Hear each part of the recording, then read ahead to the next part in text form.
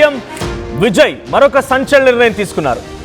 తొలి క్యాబినెట్లోనే మీటింగ్లో ఆయన కీలక నిర్ణయాలు తీసుకున్నారు. స్టాలిన్ ప్రభుత్వంలో జరిగినటువంటి అవినీతి పైన విజయ్ ఫోకస్ చేశారు. ముందుగా లిక్కర్ స్కామ్ పైనే విజయ్ గురిపెట్టారు. 5 ఏళ్లలో మద్యం కొనుగోలు అమ్మకాల్లో సుమారుగా 1600 కోట్ల అవినీతి జరిగినట్టుగా గుర్తించారు ఆయన. మద్యం అమ్మకాల్లో 120 కోట్ల రూపాయలు డిఎంకే పార్టీ ఫండ్కు మళ్ళాయని, ఒక లిక్కర్ కేసుకి 90 రూపాయలు అండ్ బీర్ కేసుకి 40 రూపాయలు, వైన్ కేసుకి 20 రూపాయలు వసూలు చేసింది డిఎంకే పార్టీ అన్నట్టు గుర్తించారు విజయ్. ఖాళీ బాటిల్ డిపాజిట్ స్కీమ్లో కూడా భారీగా అవకతవకలు జరిగాయి. అయితే 10 రూపాయల డిపాజిట్ పేరుతో నెలకి 300 కోట్ల రూపాయలు వసూలు చేసినట్టుగా విజయ్, అంటే గతంలో కూడా దీనిపైన ఎన్ఫోర్స్మెంట్ డైరెక్టరేట్ ఒక యాక్షన్లోకి దిగింది. ఇప్పుడు విజయ్ దీనిపైన చాలా సంచలనమైన నిర్ణయం తీసుకున్నారు. ఖాళీ సీసాలు డిపాజిట్ చేసినటువంటి విషయంలో 10 రూపాయలు తిరిగి ఇచ్చే నిర్ణయం కూడా తీసుకున్నారట. అప్పుడు అయితే స్కీమ్లో 60,000 విలువ చేసినటువంటి మద్యం బాటిళ్లు మాత్రమే సేకరించారు. ఇక బాటిల్ డిపాజిట్ వ్యవహారం నెలకి 300 కోట్ల రూపాయలని స్వాహా చేశారు.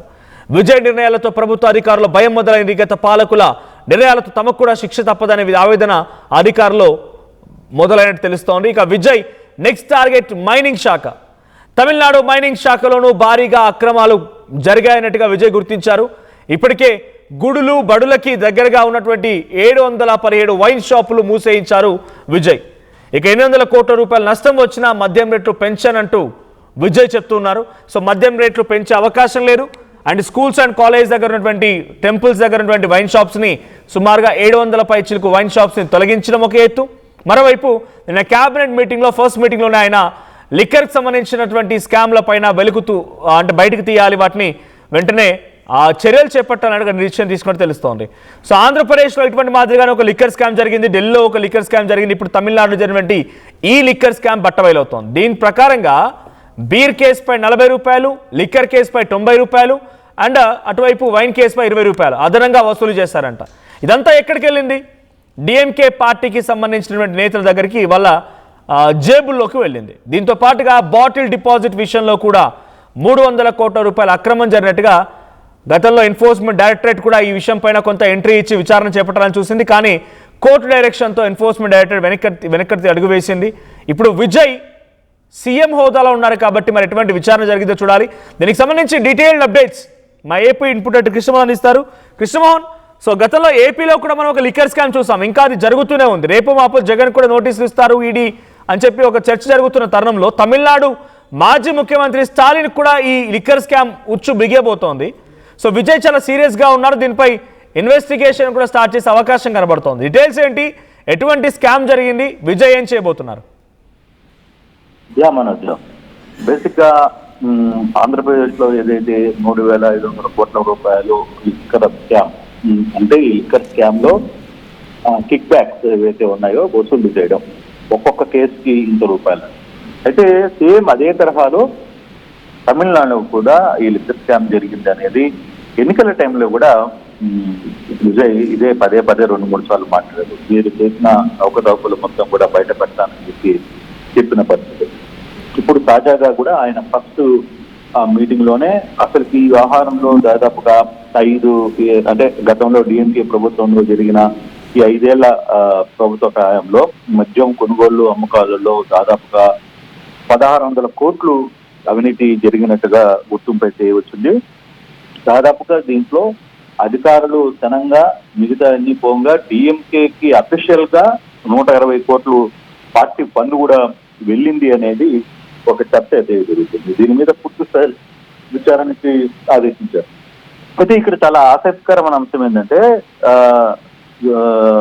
అంటే ఏపీలో లిక్కర్ కేసుకి 45 రూపాయలు వసూలు చేస్తే ఇక్కడ లిక్కర్ కేసుకి 90 రూపాయలు వసూలు చేశారు. బీర్ కేసుకి 40 రూపాయలు వసూలు చేసిన పరిస్థితి అయితే చాలా స్పష్టంగా కనపడుతుంది. ఈ విధంగా వైన్ కేసుకి 20 రూపాయలు, ఈ విధంగా డిఎంకే దాదాపుగా 1600 కోట్ల రూపాయలు అవినీతికి పాల్పడింది అనేది కొంత చర్చ ఉంది. గతంలో కూడా దీని మీద ఈడీ ఎంటర్ అయింది, కాకపోతే అక్కడ ఉన్న కోర్టు ఆదేశాల మేరకు దాని లోపలికి పోలేదు. అయితే ఇంకొకటి సమస్య ఏంటంటే ఖాళీ బాటల్స్ డిపాజిట్ అనేది, అంటే ఒక ఖాళీ బాటిల్ డిపాజిట్ 10 రూపాయలు వెనక్కి ఇస్తారు. దానికి సంబంధించిన దాంట్లో కూడా 300 కోట్ల రూపాయలు డిపాజిట్ పేరు మీద వసూలు చేశారు. దీంట్లో చాలా పెద్ద స్థాయిలో ఈ స్కామ్ జరిగింది. దీనికి సంబంధించిన దీంట్లో కూడా ఖాళీ బాటిళ్ళు డిపాజిట్ చేస్తే 10 రూపాయలు ఇచ్చే నిర్ణయం తీసుకున్న టైంలో 60,000 విలువ చేసే మద్యం బాటిళ్ళు మాత్రమే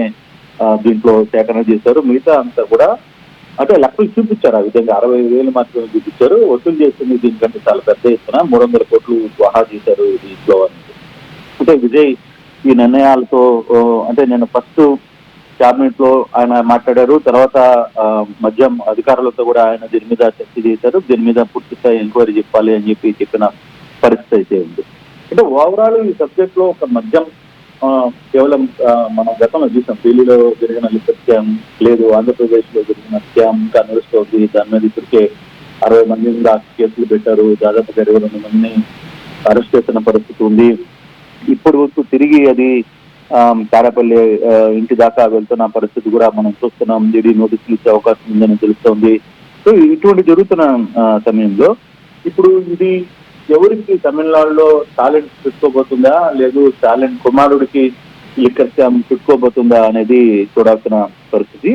కేవలం లిక్కర్ ఒకటే కాదు, ఆయన మైనింగ్ వ్యవహారం మీద కూడా పూర్తి స్థాయిలో దృష్టి పెట్టారు. ఈ మైనింగ్ లో కూడా ఇసుక అక్రమ రవాణా, ఆ తర్వాత ఇతర అంశాలకు సంబంధించిన వ్యవహారంలో, సిలికాకు సంబంధించిన వ్యవహారంలో కూడా పెద్ద ఎత్తున అవకతవకలు జరిగాయి అనేది ఇప్పటికే చర్చ జరుగుతోంది. సో ఈ 2 ఎపిసోడ్స్ కానీ కొంత సీరియస్ గా తీసుకుంటే డిఎంకేకి కొంత ఇబ్బంది జరిగే పరిస్థితి అయితే ఉంది. ఇప్పటికే విజయ్ వ్యవహారం మీద చాలా సీరియస్ గా ఉన్నారు. దానికి సంబంధించిన పూర్తి స్థాయి ఇన్వెస్టిగేషన్ కొంతమంది అధికారులు ఇప్పుడే సీఎం దృష్టిలో కూడా పెట్టారు. జరిగిన ఇప్పుడు ఎక్కడెక్కడ జరిగాయి, ఎక్కడెక్కడ ల్యాప్స్ జరిగాయి, ఎంత కోట్లు ఇవన్నీ జరిగాయి. అయితే ఇప్పటి వరకు అరెస్టులు అనే అంశం మీద ఇంకా రాలా.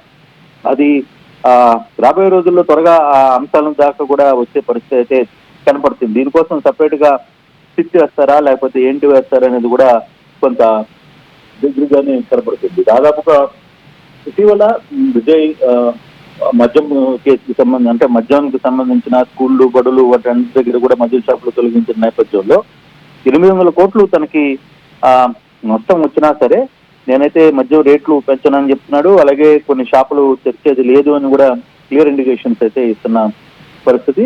అక్కడ కూడా ఈ దెబ్బకి షాపుల్లో అన్నింటిలో లేకపోయేసరికి మద్యం తాగే వాళ్ళందరూ కూడా క్యూ లైన్ లో నిలబడుతున్న పరిస్థితి కూడా చూసాం. గతంలో 2019లో కూడా లిక్కర్కి సంబంధించిన వ్యవహారాల్లో పోలీసులు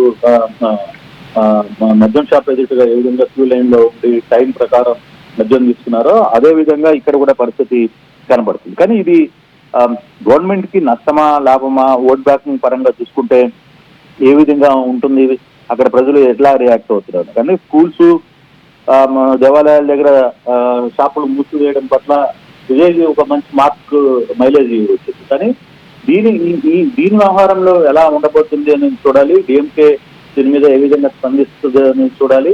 రాబోయే రోజుల్లో డిఎంకే పార్టీకి చెప్పలు తప్పవా అనే ఒక ఆలోచన కూడా అక్కడ అనుకుంటున్నారు. కానీ ఈ లిక్కర్ స్కామ్ ఎంత జరిగింది, నిజంగానే 1800 కోట్లు జరిగిందా, లేదు ఫర్దర్ గా ఇంకేమన్నా జరగాల్సిన పరిస్థితి ఉందా, ఇంతకంటే ఎక్కువ జరిగిందా, దీంట్లో ఎవరెవరు కీలకంగా ఉండబోతున్నారు, వాళ్ళ పేర్లు ఏంటి అనే అంశాల మీద కూడా కొంత చర్చ జరిగే అవకాశం అయితే ఉంది. రాబోయే రోజుల్లో కొంత వ్యవహారాన్ని సీరియస్గానే తీసుకుంటున్న నేపథ్యం అయితే మనకు కనపడుతుంది.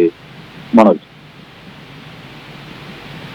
40 రూపాయలు, 90 రూపాయలు, 20 రూపాయల చొప్పున వైన్ కేసు పైన, తర్వాత బీర్ కేసు పైన, లిక్కర్ కేసు పైన వసూలు చేశారంటే ఇది అఫీషియల్గా గవర్నమెంట్ రిసీట్లు ఇచ్చి వసూలు చేసింది ఏం కాదు. మరి ఎవరు వసూలు చేసేవారు, ఏ స్థాయిలో వసూలు జరిగేవి, ఇక్కడ నుంచి ఎవరెవరికి ఆ అమౌంట్ అంతా వెళ్ళేది? మనోజ్ ఇవన్నీ కూడా ఫీడ్బ్యాక్స్ కిందనే వెళ్తాయి. ఏదైనా ఒక కంపెనీలో ఇప్పుడు బేసిక్ గా ఆంధ్రాలో ఏం జరిగింది, ఏ కంపెనీకైనా ఆంధ్రాలో అమ్మాలి అనుకుంటే కొన్ని ప్రైవేట్ కంపెనీలు కొంత ఫీడ్బ్యాక్స్ ఇవ్వాలి. దానికి సంబంధించి ఒక టీం పనిచేస్తుంది. అలాగే కేసుకి ఇంతని డబ్బులు ఇవ్వాలి. అది అనధికారికంగా వసూలు చేసే పరిస్థితి. సేమ్ అదే తరహాలోనే చెన్నైలో కూడా గత ప్రభుత్వంలో ఏదైతే లిక్కర్ స్కామ్ జరిగిందో ఆ లిక్కర్ స్కామ్ లో కొన్ని బ్రాండ్స్ కు మాత్రమే అనుమతి ఇచ్చేవాళ్ళు. అక్కడ ఆ అనుమతి ఇచ్చిన వాటిల్లో కూడా ముందుగా రేట్ మాట్లాడుకుంటారు. ఇప్పుడు ఫర్ సపోజ్ ఒక 100 కేసులు ఈ రోజు ప్రభుత్వం తీసుకుంటుంది.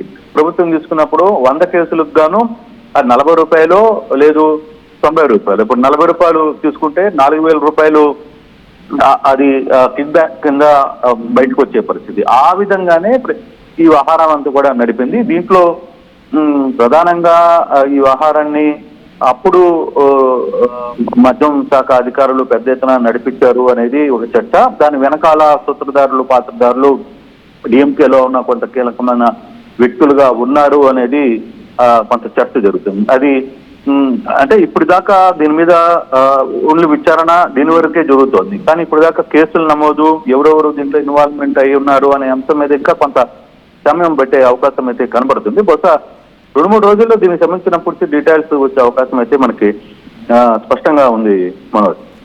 Thank you Krishnamohan. So Andhra Pradesh and Delhi తరహాలో తమిళనాడులో కూడా ఒక భారీ లిక్కర్ స్కామ్ నమోదైనట్టు తెలుస్తోంది. 1600 కోట్ల రూపాయలు అంచనా వేస్తున్నారు. గతంలో కూడా 2025లో స్టాలిన్ ఇక చివరి దశలో ఉన్న సమయంలో కూడా ఈడీ ఎంట్రీ ఇచ్చింది. ఈ లిక్కర్ స్కామ్ విషయం పైన ఈడీ ఎంట్రీ ఇచ్చింది. సో అన్ని రకాల చర్యలు మేము తీసుకుంటాం, ఆ ప్రభుత్వం విచారిస్తామని మా పోలీసులు పనిచేస్తున్నారు.